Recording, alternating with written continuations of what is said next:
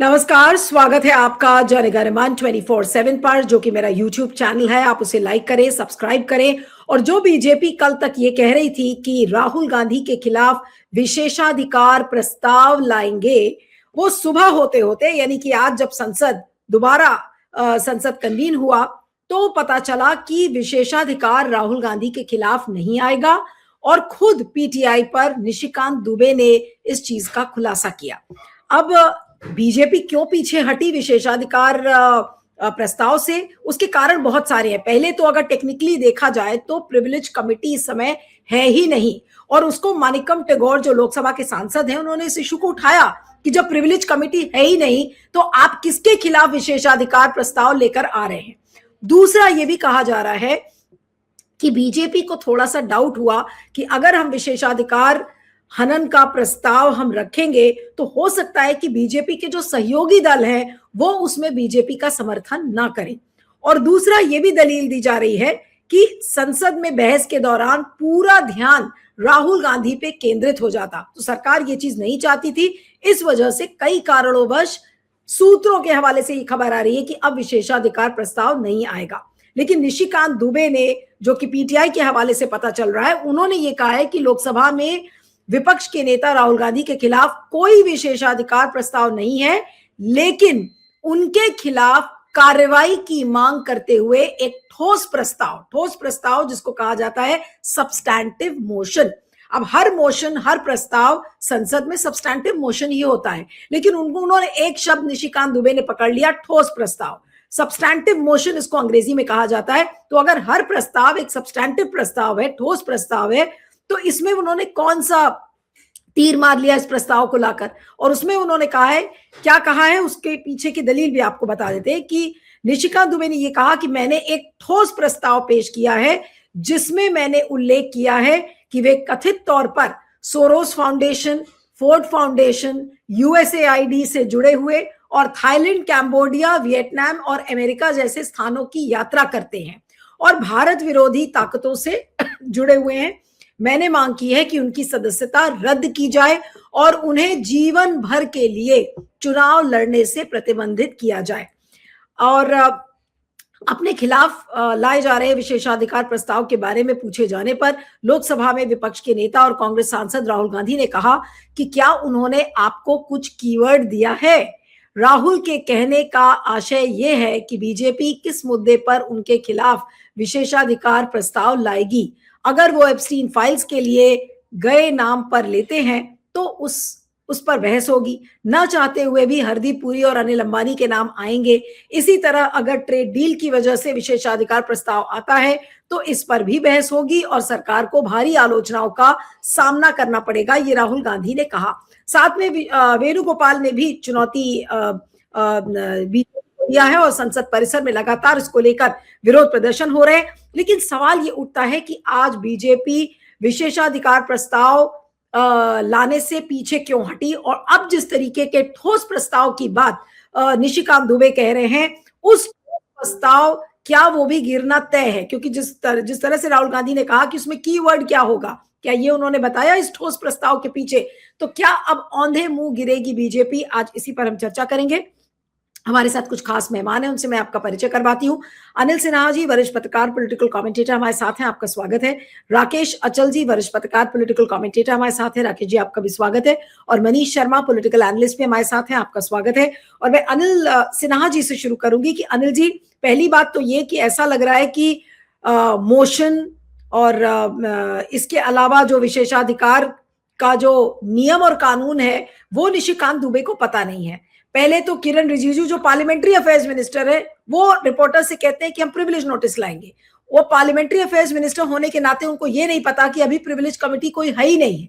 पहली बात तो ये। दूसरा, अब ये जो ठोस प्रस्ताव की बात निशिकांत दुबे कह रहे हैं, ये ठोस प्रस्ताव है क्या, और ये सब्सटैंटिव मोशन पेश करके वो क्या सिद्ध करने की कोशिश कर रहे हैं? जी नहीं, देखिए क्या है कि अभी जो कल जो हुआ संसद में, उसके बाद उनके लिए काफी डिफिकल्ट हो गया है। पहली बात तो ये है कि जैसे कि उन्होंने कोशिश की, और उसने जो रिजिजू ने कहा कि ये जो ऑथेंटिकेट करिए, तो ऑथेंटिकेट करिए में फिर आ जाता कि सारा जो इतना पेपर्स थे एपिस्टीन फाइल्स के और अडानी केस के, सब वो तो डॉक्यूमेंटेड पेपर्स हैं, वो भी गवर्नमेंट के पेपर्स हैं, यूएस के, यूनाइटेड स्टेट्स के गवर्नमेंट के पेपर हैं, जस्टिस डिपार्टमेंट के पेपर्स हैं। और उसमें जो गवर्नमेंट ऑफ इंडिया ने भी जो करस्पॉन्डेंस किया है अडानी के केस में, जो उनका आया था, वो सब भी आ जाता। तो सारे government to government papers and foreign government के पेपर्स, तो सारे पेपर्स आ जाते। तो जो बातें अभी तक खुलासा भी नहीं हुए वो सब बातें भी सामने आ जाती, और वो सब सारी बातें संसद में डिस्कस करनी पड़ती। तो वो ऑथेंटिकेशन के मामले में तुरंत उनको जगदम्बिका पाल ने बचा लिया, क्योंकि वो ये है क्या कहते हैं, अनुभवी सांसद है, उन्होंने समझ लिया क्या कि इसका इम्प्लीकेशंस बहुत खराब है। तो वो देखिए विशेषाधिकार हनन प्रस्ताव में भी तो यही होता कि किस चीज के लिए लाते, जो बात एपिस्टीन फाइल्स में अगर मान लिया अडानी इसके क्या कहते हैं अंबानी का नाम और हरदीप पुरी का नाम लेने के लिए लाते, या जो प्रधानमंत्री पर जो आरोप लगाया है कि उनका गर्दन पकड़ लिया है वो लाते, तो सब फिर डिबेट तो वहां हो जाता। अब वो इससे 2-3 मतलब पहले तो ये जो एपिसोड हुआ उसको डिकोड करना चाहिए। इससे ये पता चलता है क्या कि बीजेपी का जो कमांड सिस्टम है, जो पार्लियामेंट्री पार्टी में जो कोऑर्डिनेशन है, पार्टी में जो कोऑर्डिनेशन था वो कोलैप्स हो गया है। पहले अमित शाह उसको करते कंट्रोल, लेकिन हमको लग रहा है कि अब कोई कंट्रोल करने की स्थिति में नहीं है, मोदी जी भी नहीं कर पा रहे हैं। तो बीजेपी अभी एक तरह से लीडरलेस कंडीशन में चल रही है अपना, और मोदी जी को बचाना है, ये कोई स्लोगन पार्टी का सिर्फ नहीं हो सकता है, पार्टी को एक कोऑर्डिनेटेड वे में उस इफर्ट को भी करना है। वो हमको लग रहा है कि कमांड सिस्टम बीजेपी में कोलैप्स हो गया है। क्योंकि आप देखेंगे कि जो कल का डिबेट था या पहले के डिबेट में भी राज्यसभा में जो भाषण किया प्रधानमंत्री ने, 30% से ज्यादा लोगों ने तालियां नहीं बजाई। इसमें तो कल तो साइलेंट ही रहे, मतलब 20% भी जो उनका सांसद है और मिनिस्टर्स है वो उठ के खड़ा नहीं हुआ उनके लिए। कैसे पहले आपको याद होगा कि प्रधानमंत्री का नाम लिया और पूरा बीजेपी पूरी जो है टांग पे मतलब पैर पे खड़ी हो जाती थी। तो वो जो है कोई दिख नहीं रहा है, एक भी जो है उस तरह का माहौल नहीं दिखा। इवन जो रिजिजू का रिस्पॉन्स है वो स्पॉन्टेनियस उनका खुद का रिस्पॉन्स था, वो भी हमको लग रहा है कि वो लैक करता है स्ट्रेटजी। नहीं, लेकिन जो रूल्स ऑफ कॉन्डक्ट है संसद के, क्या वो ही भूल गए हैं क्या किरण रिजिजू और निशिकांत दुबे? सब्सटैंटिव मोशन का वो हवाला दे रहे हैं। अरे कौन सा सब्सटैंटिव मोशन? हर मोशन सा पार्लियामेंट का सब्सटैंटिव मोशन होता है। दूसरा ये कि प्रिविलेज कमेटी है नहीं, लेकिन हम प्रिविलेज मोशन लेकर आएंगे, तो खुद पार्लियामेंट्री सिस्टम के बारे में पता ही नहीं है कि क्या चीज एग्जिस्ट कर रही है, कोई नियमों की जानकारी नहीं है, बस राहुल गांधी है तो फिर उसके खिलाफ आप नहीं, उस सिस्टम, देखिए सिस्टम और रूल्स का से तो बीजेपी उसको मतलब बीजेपी का पूरा मतलब आरएसएस बीजेपी का तो यही तो है कि जो संविधान का जो प्रोविजंस है कि संविधान है, और संविधान या जो पार्लियामेंट्री डेमोक्रेसी के नॉर्म्स है वो उसको कहीं पालन नहीं करना और उसको डिस्ट्रॉय करना है। पालन करने तक का मामला नहीं है, उसको बाईपास भी नहीं, उसको डिस्ट्रॉय करना है। तो ये डिस्ट्रक्शन के प्रोसेस में बहुत सारी चीजें कर रहे थे। जैसे आपको याद होगा उन्होंने संसद से उनका तुरंत जैसे ही एक कोर्ट में आया और बिना कोई ये के जल्दी से उनको उनकी सदस्यता समाप्त कर दी, जो कोर्ट में सस्टेन भी नहीं कर पाया। तो ये वो है क्या कि हम जैसे चाहते हैं वैसे करेंगे। और उसमें आप देखिए कौन सा है कि आपने आज तक सुना है पूरे मतलब कि ब्रिटिश पार्लियामेंट हमारा मॉडल है, इंडियन पार्लियामेंट का भी 75 इयर्स के ट्रेडिशन है, या उससे पहले के भी असेंबली यहाँ सेंट्रल असेंबली और लेजिस्लेटिव असेंबलीज के ये है क्या कहते हैं ट्रेडिशंस हैं। तो उसमें कहीं पर ऐसा सुना है कि उसको बोले क्या कहते हैं प्राइम मिनिस्टर को या जो भी है गवर्नमेंट का हेड या आदमी कि आप मत आइए, इसीलिए कि हंगामा होने वाला है संसद में। ये अनप्रेसिडेंटेड काम जो है, क्या ये कौन सा किस ट्रेडिशन और रूल के तहत? उसके बाद फिर जो है प्रधानमंत्री भी नहीं आए। ये भी आप देख लीजिए कि सदन का नेता है उसको बोल दिया गया कि आप पर कुछ हमला होगा, हमला होगा। अरे संसद के भीतर अगर हमला होगा तो आप उसको बचा नहीं सकते, तो फिर संसद काहे के लिए चला रहे हैं? तो लेकिन वो भी मान लिया, या एक रिकॉर्ड पे है कि मान लिया। मेरा तो है कि उन्होंने बता दिया इनको कि हम नहीं आएंगे, तो इन्होंने एक एक्सप्लेनेशन दे दिया, खुद भी फंस गए और प्रधानमंत्री को भी फंसा दिया इस चक्कर में। वो तो सिंपल है क्या कि उन्होंने इनको बता दिया, बिरला जी को, कि हम अब नहीं आने वाले हैं इसको एड्रेस करने के लिए। तो उनको लगा कि कोई एक्सप्लेनेशन तो देना होगा, तो उन्होंने एक एक्सप्लेनेशन अपनी तरफ से दे दिया। मुझको ये जो कोलैप्स जो कोऑर्डिनेशन का है या जो कमांड सिस्टम का वो है, इसीलिए विशेषाधिकार का भी मामला है। आप बताइए कि बिना सोचे, बिना सदन का नेता, बिना पार्टी के अध्यक्ष, बिना क्या कहते हैं अमित शाह जो उनके कमांड सिस्टम के जो सबसे की मतलब स्टेक होल्डर हैं, या समझिए कि जो कमांड सिस्टम चलाते हैं, वो ऑपरेटर, मेन ऑपरेटर जो है इस कैबिनेट का, उससे बिना पूछे हुए ये दोनों काम हो गया ना, ऑथेंटिकेट करने वाला भी और ये क्या कहते हैं, और मतलब इसका मतलब कोई जिसको कहते हैं कि माइंड अप्लाई करना, वो माइंड अप्लाई किया नहीं। अब विशेषाधिकार में भी पीछे हटे, और यही सही सबस्टैंटिव वाला में। अब वो देखिए क्या है, अब इसमें, अब इसे इसका पॉलिटिकल मीनिंग क्या है? पॉलिटिकल मीनिंग ये है कि जो सवाल रखे हैं ये क्या कहते हैं अपने राहुल गांधी ने, वो सारे सवाल का जवाब नहीं दे सकते। और दूसरा आपने उस देखा बजट पर भी जो उन्होंने कहा, बजट का जो कॉन्क्रीट जो क्रिटिक है उसका भी जवाब नहीं दे पाई, फाइनेंस मिनिस्टर नहीं दे सकती। तो अब ऐसी स्थिति में वो क्या करने वाले हैं कि अब राहुल पर अटैक करो। उनको लग रहा है कि राहुल को सोरोस का, तो जो कंबोडिया की यात्रा, ये सब पहले ये सारे मुद्दे उठ चुके हैं, और सारे मुद्दे जो बीजेपी का इकोसिस्टम है, संसद में भी इस पर डिबेट कर चुके हैं। सोरोस के बारे में कितना बार आरोप लगा चुके हैं, और काहे को उन्होंने इससे समझौता किया, वो फाउंडेशन का, राजीव गांधी फाउंडेशन का, ये सब पूरा पहले से चालू है। तो अब उसी मतलब अब वो उसी पे रिलाई कर रहे हैं जो उन्होंने 10 साल में किया राहुल गांधी को बदनाम करने के लिए। तो अब इससे पता चलता है कि उनके जो उनके उनके तर्कस में अब कोई तीर नहीं है राहुल गांधी को अभी ये करने के लिए, अटैक करने के लिए। ठीक है, मैं अब राकेश जी के पास आती हूँ कि राकेश जी, ये जो ठोस प्रस्ताव की बात की जा रही है, ये क्या अपने आप में एक मजाक है जिसमें कि वो वियतनाम और कैम्बोडिया और थाईलैंड की यात्रा करते थे, उनका कनेक्शन जॉर्ज सोरोस से है, फोर्ड फाउंडेशन के लिए वो काम करते हैं, इस तरीके की बातें, और वो भी ठोस प्रस्ताव का उसको हिस्सा बनाया जा रहा है। आखिर ये क्या है? ठोस प्रस्ताव को तो बिल्कुल एक तरीके से संसद के जो कार्यप्रणाली है उसको निशिकांत दुबे ने तो बिल्कुल मजाक बना के रख दिया है। और साथ में किरण रिजिजू जो कि पार्लियामेंट्री अफेयर्स मिनिस्टर है, उनको खुद नहीं पता कि प्रिविलेज कमेटी एग्जिस्ट ही नहीं करती, और वो कहते हैं कि हम प्रिविलेज नोटिस लाएंगे।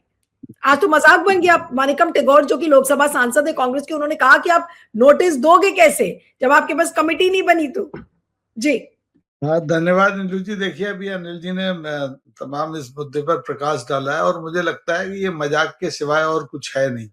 इस संसद में लोकसभा अध्यक्ष से लेकर के, जिन्हें आप स्पीकर कहते हैं, जो इस समय नदारत हैं, अब उनके खिलाफ भी एक प्रस्ताव अविश्वास का आया हुआ है, 118 सांसदों ने रखा है। तो उनसे लेकर के और निशिकांत दुबे तक, मंत्री जी उसमें बीच में है, किसी को भी संसदीय कामकाज का तजुर्बा पिछले 10-11 साल में हो नहीं पाया। और आप देखें कि जब भी स्पीकर को कोई निर्णय लेना होता है तो वो पर्चियों पर आधारित होता है, वो त्वरित निर्णय कोई नहीं ले पाते। एक निर्णय, वो एक कानून बताते हैं कि फला प्रावधान के तहत आप कोई किताब प्रदर्शित नहीं कर सकते, उसका जिक्र नहीं कर सकते, और उसी कानून के तहत उनकी ही पार्टी के निशिकांत दुबे 4 किताबें ले आते हैं। तो इनको किसी को कुछ नहीं मालूम। कल हड़बड़ी में, चूंकि इन सब का सपना, जो निशिकांत का सपना है, वो भारतीय जनता पार्टी के अध्यक्ष का भी सपना है, वो आरएसएस का भी सपना है, और वो हमारे माननीय प्रधानमंत्री का सपना है कि देश कांग्रेस विहीन हो, संसद में भी राहुल गांधी नहीं दिखाई देना चाहिए, या गांधी परिवार का कोई सदस्य नहीं दिखाई देना चाहिए। तो आप देखिए, इसी तरह के एक हल्के मामले में, जिसका जिक्र अभी सिन्हा साहब कर रहे थे, मार्च 23 में मोदी सरनेम को लेके एक छोटी सी अदालत ने एक सजा सुना दी 2 साल की राहुल गांधी को, और आनंद फानंद में उस फैसले का परीक्षण कराए बिना उनकी सदस्यता छीन ली, उनसे मकान खाली करा लिया, और जाके जब सुप्रीम कोर्ट में मामला गया तो औंधे मुंह गिर गए। तो वो सपना जो है इनको सोते जागते बार बार आता है कि राहुल गांधी लोकसभा से बाहर क्यों नहीं जा रहे। तो कल उन्होंने हड़बड़ी में विशेषाधिकार की बात कर दी। अब विशेषाधिकार हनन का प्रस्ताव कोई साधारण प्रस्ताव नहीं है, बहुत अपवाद स्वरूप आता है। जहां तक मेरा जो अनुभव है, पिछले 70-80 साल में 4-5 ऐसे मौके आए जब विशेषाधिकार हनन की सूचना दी गई, और मतलब ये 1951 से लेके मैं 2011 तक की बात कर रहा हूँ, जिसमें तत्कालीन प्रधानमंत्री इंदिरा गांधी भी शामिल है। लेकिन एक भी विशेषाधिकार हनन के प्रस्ताव पर न तो समिति, जो विशेषाधिकार समिति होती है, उसकी रिकमेंडेशन आई, न उन पर बहस के बाद जिसके खिलाफ प्रस्ताव लाया गया उसको कोई सजा सुनाई गई कि उसकी सदस्यता ले ली गई हो, उसे निलंबित कर दिया गया हो, उसे चेतावनी दी गई हो। ऐसा कुछ होता नहीं। संसदीय परंपराएं लिखित के साथ साथ एक अलिखित प्रावधान से भी चलती हैं।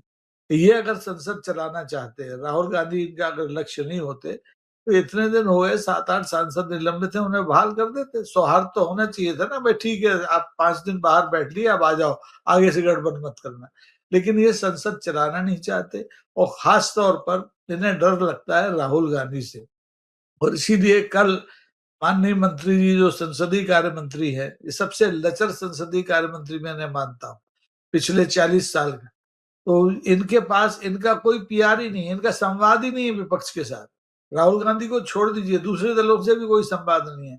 अगर संवाद होता तो ये निश्चित तौर पर कल विशेषाधिकार हनन की बात नहीं करते कि राहुल गांधी के खिलाफ ये प्रस्ताव हम लाए। अब जब उनको आधी रात को किसी ने ज्ञान दिया, तीसरा नेत्र खुला, कोई पाल साहब जैसे अनुभवी आदमी ने, ये क्या बेवकूफी कर रहे हो भाई, समिति ही नहीं है तो कहां से प्रस्ताव किसको दोगे।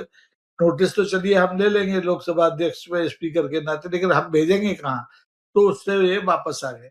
अब निशिकांत दुबे इनके जो एक तरह से जमूरे हैं, हर हो मुद्दे गई तो सोचा कि अब अपनी खाल कैसे बचाया जाए, ये तो बड़ा मुश्किल हो जाएगी। तो उन्होंने जिन मुद्दों को लेकर के ये जो विशेष तरह का प्रस्ताव लाने की बात की है, उसको ठोस प्रस्ताव कह रहे हैं, सब्सटैंटिव मोशन यानी कि ठोस प्रस्ताव। अब मुझे सब्सटेंसिव का अर्थ अगर समझ जाते तो फिर ये प्रस्ताव ये भी नहीं लाते।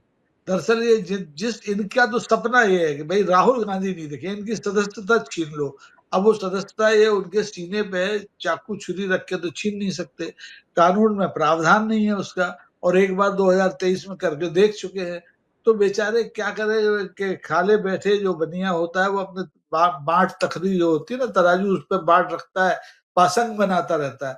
वो कोशिश निशिकांत दुबे भी कर रहे हैं। तो दुर्भाग्य ये है कि अब इनकी पार्टी में, जैसा कि अभी अनिल जी कह रहे थे, एक भी ऐसा वरिष्ठ नेता नहीं बचा है जो इन बेवकूफियों पर अंकुश लगाए या इन्हें डांट दे, फटकार दे कि आप आखिर मजाक क्यों बना रहे हो संसद का। संसद गंभीरता की मांग करती है और सरकार आपकी है, आपकी ड्यूटी है कि संसद चले। विपक्ष हंगामा कर जी, आपने जो बात कही कि भाई इनके पास कोई नेता ही नहीं है, राजनाथ सिंह, नितिन गडकरी, ये सब तो नेता अच्छे खासे पार्लियामेंट्री प्रोसीजर्स जानते हैं, ये लोग भी चुप हैं कि करो और बेवकूफी जितनी कर सकते हो। देखिए नीलू जी, ये लोग बेचारे हाशिए पर पड़े लोग हैं, पार्टी में इन्हें कोई पूछ नहीं रहा है। मंत्रिमंडल में रखना जाति और क्षेत्रीय संतुलन की वजह से इनकी मजबूरी है मोदी जी की, अन्यथा इनको तो फेंक दिया। कौन पूछ रहा है? ऑपरेशन सिंदूर हुआ तब इनको किसने पूछा? किसी ने नहीं पूछा रक्षा मंत्री को। ऐसे ही गडकरी साहब बेचारे एक सपना पाले रहे कि अब वो प्रधानमंत्री बनेंगे, उनको कोई पूछ रहा है? उनके बारे में, उनके विभाग के बारे में दूसरे लोग बात करते हैं, ये नहीं करते। तो इसीलिए कुल मिलाकर के ये एक हास्यास्पद दृश्य लोकसभा में हम देख रहे हैं, और मुझे नहीं लगता है कि इस सिनेरियो में कोई चेंज आएगा, क्योंकि इनके समझदार आदमी कोई बचा नहीं है। अन्यथा बहुत अच्छा मौका था कि आपने सांसदों को चलिए निलंबित कर दिया, 2 दिन बाद वापस ले आते। अब वो निर्णय भी नहीं कर पा रहे हैं। भईगत साहब शशिधर के लिए निलंबित तो कर दिया, अब उनको बहाल कैसे करें? बहाल करते हैं तो ना चढ़ती है। और राहुल गांधी रोज मकर गेट पे खड़े होके आते जाते सबको छेड़ रहे हैं। उनके पास अवसर आ गया हाथ में, और दुनिया देख रही है, दुनिया देख रही है कि हिंदुस्तान की संसद कितनी गरीब, इतनी कमजोर आज से पहले कभी नहीं थी।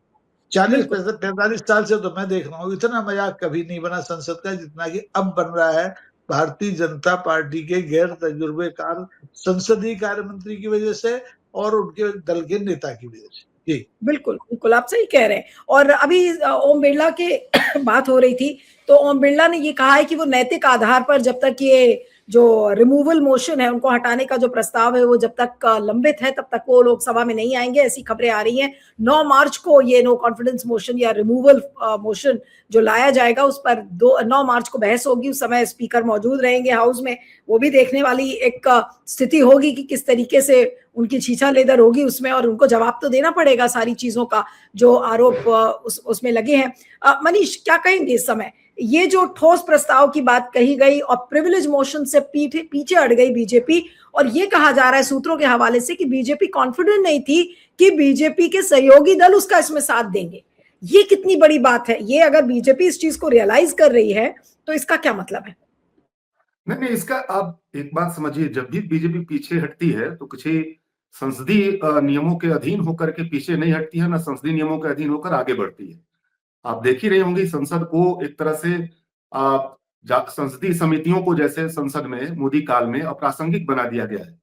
जितने भी कानून आ रहे हैं उसका 70-80% संसदीय समितियों में जाता ही नहीं अब, जो कि बहुत महत्वपूर्ण पार्ट होता है। कोई भी आप अगर अधिनियम ले आते हैं, कानून लाते हैं, तो आमतौर पर उसको संसदीय समितियों की समीक्षा के लिए भेजा जाता है। तो उसको इग्नोर किया आपने पॉलिटिकल कारणों से, राजनीतिक जरूरत थे उसकी कि उसमें फसान होगा। या आप देखिए कि ज्यादातर उनके जो कानून आए हैं बिना बहसों के पास हुए हैं। उस दौर में पास हुए जब विपक्ष बाहर रहता है, तो वो बहस की परंपरा भी उसने खत्म कर दी।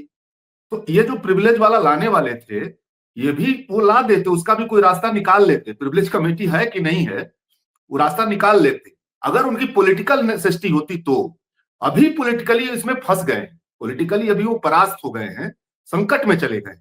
राजनीतिक रूप से इस पूरे मामले में, इस मामले को बहस में ले जाएंगे तो और ज्यादा निर्छीड़ होगा, और ज्यादा विस्तार से प्रिस्टीन फाइल पे बात होगी, अमेरिकी डील पे बात होगी, रसिया से रिलेशन पे बात होगी, कृषि इशू पे बात होगी, और मोदी के चरम सरेंडर पे बात होगी। अगर ये उस मोशन में जाते तो ये तो एक तरह से कह लीजिए आत्महंता किस्म की कार्रवाई हो जाती।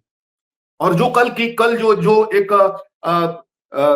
माने क्या बोलते हैं, जल्दीबाजी में, घबराहट में वो रिजिजू जो कदम उठा लिए, अगर वही वो स्पीकर महोदय अगर उनको बचा न लेते, तो उन्होंने तो एक कदम आगे बढ़ के उसमें फंस गए थे, राहुल गांधी के ट्रैप में। वो तो लगे बोलने के ऑथेंटिकेट करना है, तो मैं कह रहे थे हम करूंगा, स्पीकर सर मुझको करने दीजिए, ऑथेंटिकेट करूंगा मैं। अब वो तो जगदीबा पाल ने बजा लिया ना उनको। अगर वो तो फंस गए रिजिजू ना, इसका मतलब रिजिजू को वहां बिल्कुल अकेले पड़ गए अपनी पार्टी में। पूरी पार्टी में अब सारा कंधा, सारा भार एक ऐसा मुद्दा है जिसपे अमित शाह सामने नहीं आ सकते हैं, एक ऐसा मुद्दा है जिसपे मोदी खुद नहीं आ सकते हैं। और आमतौर पे राजनाथ खड़े हो जाते थे, आमतौर पर। अब जिसे नरवणे वाले मामले पे आप देखिएगा कि अमित शाह तुरंत लीड में आ गए, तुरंत खड़े हो गए, तुरंत राजनाथ सिंह खड़े हो गए। इस पूरे मामले में आप देखिएगा कि किरण रिजिजू को एकदम बेचारा बना दिया गया। मतलब किरण रिजिजू की मतलब हालत ये हो गई है कि न निगलते बन रहा है, न उगलते बन रहा है। और इसमें वो, उनके पास इस तरह का कोई अनुभव नहीं है कि इस ट्रैप से कैसे निकला जाए। अगर वो उसी पे अड़े रहते कि इस पे बहस नहीं हो सकती है, यहां अभी इस पे बहस नहीं हो सकती है, इस पे बहस नहीं हो सकती है, तो बात बच जाती है एक लेवल पे। लेकिन वो बोल गए कि आपको प्रमाणित करना होगा। अब एफस्टीन फाइल अमेरिकी सरकारी विभाग का फाइल है, वो केवल वो एफस्टीन का फाइल तो है नहीं, तो सारा प्रमाण तो वहां मौजूद है भाई। अब उस प्रमाण जो पेश किया जाएगा तो फिर उस पर पूरे सरकार को जवाब देना पड़ता, फिर मोदी जी को जवाब देना पड़ता, फिर पुरी जी को जवाब संसद में देना पड़ता, फिर जो है कार्रवाई की मांग होती अनिल अंबानी पे, रवि मंथा पे कार्रवाई की बात होती। अगर मान लीजिए बहस होती और बहस ये चली जाती, मोदी सरकार अगर ये कहती कि ये मेरे बिहाफ पे ये लोग बात कर रहे थे, लेकिन मेरी तरफ से कोई मामला नहीं था, तो तब भी कार्रवाई की बात होती। तब तो पुरी को मंत्रिमंडल से बाहर होना पड़ता कि आप सरकार के प्रतिनिधि की तरह बताओ और वहां कैसे बात कर रहे थे जब मोदी जी नहीं शामिल थे। तो अनिल अंबानी बोल रहे थे कि दिल्ली की लीडरशिप की ये चाहत है, दिल्ली की लीडरशिप की ये चाहत है, और वो हमको जो है जेरेड कुशनर और उनसे मिलवाइए, स्टीव बेमन से। एपस्टीन को लिख रहे हैं तो एपस्टीन कह रहे हैं कि भाई वहां जब भी मैं इस पे बात करता हूं तो इजराइल भारत की इजराइल नीति पे बात होने लगती है। तो फिर ये मेल करते हैं कि ये इस पे हमारी सहमति है इजराइल से नया रिश्ता बनाने पर। अब उसके बाद फिर वो इजराइल वाला मामला बनता है, जाते हैं इजराइल प्रधानमंत्री। उसके बाद एपस्टीन अपने एक मित्र को फिर लिखते हैं कि मोदी आए और डांस किए, गाना गाया, और वहां जाकर के $750 मिलियन का रिश्ता बना लेते हैं। उसके बाद ट्रंप से रिश्ता होता है। ये ट्रंप से रिश्ता बनाने में ये संसद में ये भी बहस होने लगती कि वहां ये कहा गया था कि अमेरिका का और भारत का कॉमन दुश्मन चाइना है, तो भारत को महत्व क्यों नहीं दे रहा अमेरिका, यह भी उस फाइल में आप देखिए आ गया। तो सारी जो वैश्विक आपकी रणनीति है वो उसके सेंटर में एपस्टीन आ जाता। आज अमेरिकी जो डील हुआ है उस पर फिर बहस छिड़ जाती कि किस दबाव में आप रसिया से रिलेशन खत्म कर रहे हैं, किस दबाव में आप, क्या एपस्टीन फाइल वाला दबाव है कि आप कृषि क्षेत्र को खोलने जा रहे हैं, आपकी क्या मजबूरी है कि पूरा $500 बिलियन का आप माल से पाटेंगे, चाइना के माल से पटे हुए अब अमेरिका के माल से भारत को पाटा जाएगा, क्या इसमें एपस्टीन ने कोई कमजोरी आपकी दबा के रखी है? तो मेरा ये कहना है कि संसद में हमको लगता है कि किसी भी दौर से ज्यादा मोदी सरकार ये पहली बार इतने ज्यादा संकट में चली गई है। हिंदुत्व की राजनीति उसको पहले से ही संकट में थी 24 के बाद। ये जो राष्ट्रवाद का उसका जो पूरा मामला था, जो उसका कोर इशू था, जिसके नीचे वो हमेशा शरण ले लेते थे, बड़े से बड़े गड़बड़ काम करके भी राष्ट्रवाद को सामने करके बच लिया करते थे, या हिंदुत्व को आगे करके बच लिया करते थे, या मोदी ब्रांड जो था वो भी अप डाउन हो गया, उसको आगे करके बच लिया करते थे। ये जो तीनों उनके मुख्य हथियार थे, उसको एक तरह से विपक्ष ने और इन तमाम मसलों ने भोथरा बना दिया। अब उनके पास ऑप्शन कम हो गए, इन सब चीजों से निकलने के उनके पास ऑप्शन नहीं है, बल्कि अब विपक्ष के पास ये ऑप्शन है कि संसद के जरिए जिस तरह से घेरा है इस सरकार को, अब सड़कों पे उतरे, अब इस पूरे मसले को, देश के साथ गद्दारी वाला जो मसला अब तक कह रहे थे, वो अब वो साबित कर सकते हैं। देश को बेचना है, बेच दिया है सरकार ने, अब वो साबित कर सकते हैं। भारत के लिए मोदी खतरा है, अब ये वो बात साबित कर सकते हैं जनता के बीच में। इतना बड़ा स्पेस अब मिल गया है। ये जो किसान संगठन और मजदूर संगठन आंदोलन में जा रहे हैं, विपक्ष को भी अपनी पूरी ताकत के साथ एक लंबे अभियान में जनता के बीच जाने के लिए उतरना चाहिए। मैं अंतिम कमेंट लूंगी 1-1 मिनट में, अगर सब लोग अपनी बात कह लें। अनिल जी के पास आती हूँ कि आपको क्या लग रहा है कि बीजेपी क्या इतनी बुरी तरह फंस चुकी है कि अब निकल नहीं सकती? जितना अब वो राहुल गांधी को घेरेंगे उतनी ही चीजें बैकफायर करेंगी बीजेपी के लिए, क्योंकि जैसा राहुल गांधी ने कहा कि भाई कीवर्ड क्या होगा इस सब्सटैंटिव मोशन का, कौन सी बात करेंगे, और जिस भी बात में करेंगे वहां पर एप्स्टीन नजर आ जाएगा। जी नहीं, देखिए उनके पास कोई ऑप्शन नहीं है। ऑप्शन ये था जो कि एक कोई भी जो पॉलिटिकल आउटफिट मतलब क्या ऑर्गेनाइजेशन या पार्टी के लिए या लीडर के लिए होता है कि ग्रेसफुल एग्जिट, वो ग्रेसफुल एग्जिट के लिए वो तैयार नहीं है। क्योंकि मतलब एक तो है क्या कि गहरे डूबे हुए हैं भ्रष्टाचार में और ये सब एप्स्टीन और बहुत सारे मामले में, तो उनको जेल जाने, अडानी अंबानी सारे मामले, मतलब बहुत सारे लोग फंसे हुए हैं, बहुत सारे लोग। तो एक तो वो है। दूसरा है क्या कि ये पॉलिटिक्स कोई मूंछों की लड़ाई नहीं होती है। जब भी आपको है हार, इंदिरा गांधी तक को हार का सामना करना पड़ा, तो उन्होंने मान लिया और उसके बाद फिर अपना पॉलिटिक्स करके वापस आए। ये पॉलिटिक्स नहीं करते ना, ये जो है इंस्टीट्यूशंस को तोड़ करके ईडी, सीबीआई, जुडिशियरी, मीडिया, सबको कॉम्प्रोमाइज, मतलब ये जो इंस्टीट्यूशंस है उसके जरिए पॉलिटिक्स कर रहे हैं। तो और हिंदुत्व वाला पॉलिटिक्स में भी कोई दम नहीं रह गया है। बार बार डिफीट हुआ है वो हिंदुत्व की पॉलिटिक्स जो कह रहे थे मनीष, लेकिन उसके बाद भी उसको छोड़ने के लिए तैयार नहीं है। आज भी जो अभी भी जो निर्मला सीतारमण बोल रही है, सरमल शेख फल्ला, वही सब, मतलब पाकिस्तान सेंट्रिक जो है, क्या कहते हैं, उत्तेजना फैलाना या मुसलमान के खिलाफ करना, वही उनका बेसिक कोर है। 100 ईयर्स हो गए ना, 101 मतलब 1925 से लेकर के अभी तक एक ही कोर सब्जेक्ट है कि मुसलमान को कैसे खाड़ी में फेंक देना है। अब वो नहीं फेंक सकते आप। 20% मुसलमान है, इतनी बड़ी आबादी है दुनिया की हमारे यहाँ, उसको आप फेंक नहीं सकते। और फेंक नहीं सकते है, दूसरा कंट्रीब्यूट किया है। हिंदुस्तान जो आज है वो उनके कंट्रीब्यूशन है, और वो राहत इंदौरी ने जैसा कहा कि उन्हीं का थोड़े ही है हिंदुस्तान, हमारा भी है, सबका है हिंदुस्तान, इसकी मिट्टी में सबका खून मिला हुआ है।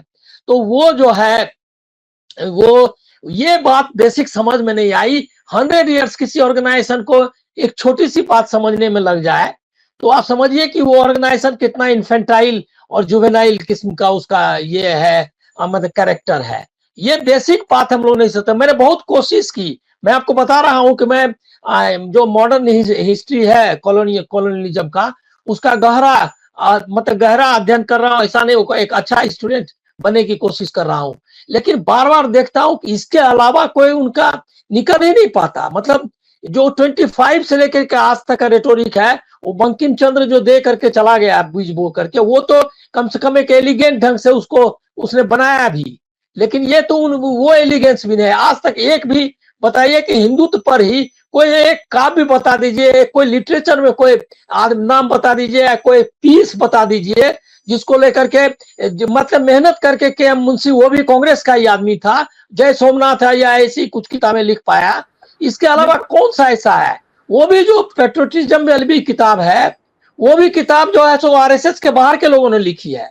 ये एक भी नहीं, मतलब जो मैं हिंदू पेट्रोटिज्म की बात कर रहा हूँ, हिंदू नेशनलिज्म, उस पर भी जो बेहतरीन चीजें हैं दूसरे लोगों ने लिखी है। एक भी जो पैदा नहीं कर पाया। इतना बांझ ऑर्गेनाइजेशन है और इतना बांझ राजनीति करने वाला, उसको वो टिका हुआ है। अभी छोड़ो इसको, जान छोड़ो हिंदुस्तान का। राहुल गांधी सही कह रहे हैं, अब छोड़ो, अब हो गया ना एपिस्टिच। और मैं तो कह रहा हूं कि इनको एक आम एमनेस्टी देनी चाहिए, कांग्रेस वालों को डिक्लेयर करना चाहिए कि हम अपनी तरफ से तुमको जेल नहीं भेजेंगे, अमेरिका वाला ले जाए तो अपना जानेगा वो, और हम हमको कोई कार्रवाई नहीं करेंगे, हम लोग का जान छोड़ दो। ये हम मतलब मैं एक आम एमनेस्टी जिसको बोलते हैं ना, एमनेस्टी करे डिक्लेयर कि भाई हम किसी को कुछ नहीं करेंगे हमारे तरफ से। आप जिसको पकड़ के मान ले जाएगा अमेरिका तो हमको भेज देंगे। ठीक है, मैं अब अंतिम कमेंट के लिए संक्षेप में कहूंगी। राकेश जी क्या कहेंगे अब जिस तरीके से बीजेपी घिर गई है बुरी तरह से, उस पर क्या कहेंगे अंत में? और उसके बाद फिर मैं मनीष के पास आऊंगी। जी देखिए, बीजेपी घिर गई है, उसकी दशा हो गई है, आसमान से गिरे और खजूर में अटक गए। वो स्थिति इनकी हो रही है। एक मुद्दा जाता है, दूसरा मुद्दा इनको घेर लेता है। और अभी राहत इंदौरी की बात कही तो मैं राहत इंदौरी की तर्ज पे ही अपनी कविता से अपना कमेंट खत्म करता हूँ। वो ये है कि सुलग रही है आग किसी को पता नहीं, सुलग रही है आग किसी को पता नहीं, कोरी भागम भाग किसी को पता नहीं, और बड़े मुल्क के हाकिम का दिल छोटा है, बड़े मुल्क के हाकिम का दिल छोटा है, दुखी कौन भूभाग किसी को पता नहीं। वो इनका हालत है, इन्हें कुछ पता नहीं, अपनी सुध नहीं है इनको। इन्हें ना लद्दाख की सुध है, ना मणिपुर की सुध है, ना दिल्ली में संसद की सुध है। तो ये तो डूबने वाली नाव है। जी बिल्कुल बिल्कुल।